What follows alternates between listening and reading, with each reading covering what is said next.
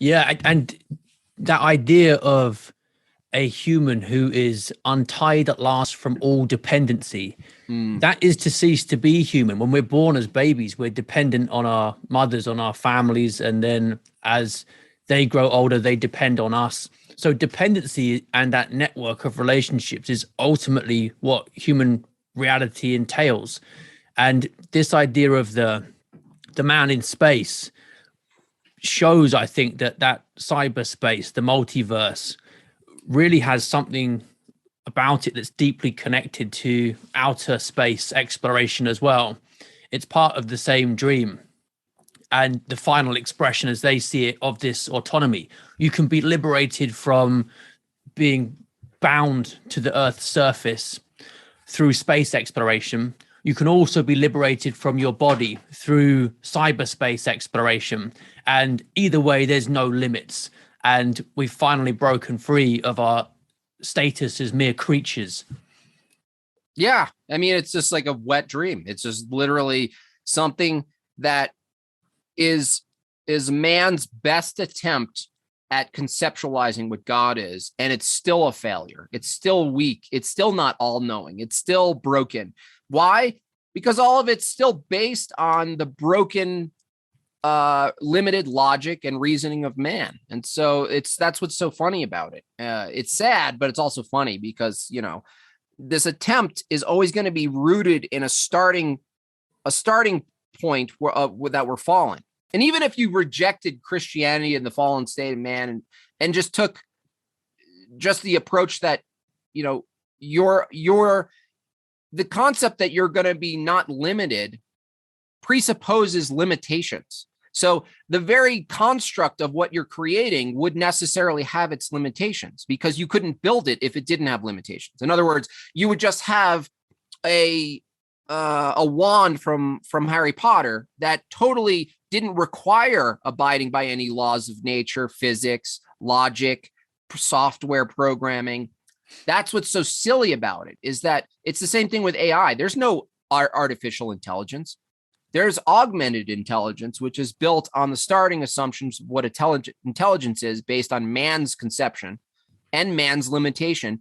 We create inputs and structures that mimic our idea of what that is. So it's always given by us, the directive, right? Us giving what it is, right? It's always going to be based. And even if they argue that it can trail off, right?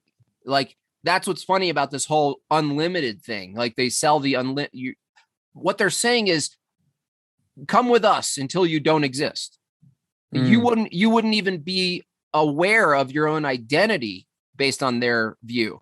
You wouldn't have you separate from someone else going, wow, we really transcended here. Like, that's what's so silly about the singularity, is that if that was a real thing, in reality, in actuality, there would be no single person who was able to discern that it was in fact the singularity, because there would be no distinctions.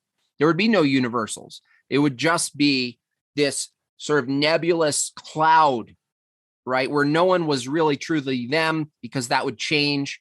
One day you'd be you. Another day you'd be a floating, flying cosmic refrigerator. There's no coherency. It's selling a reality that's not a reality, but it's selling a reality that's indistinguishable as a reality, really, at its core. The primordial soup becomes right. the omega as well as the alpha then. Totally.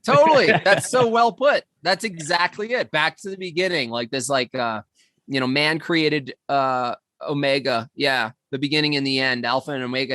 And it's just this soupy gray sludge. And you're in the universe, but you're also just on Earth as a gray sludge. Yeah. And you're nowhere, but you're everywhere. But there's no you also. Yeah.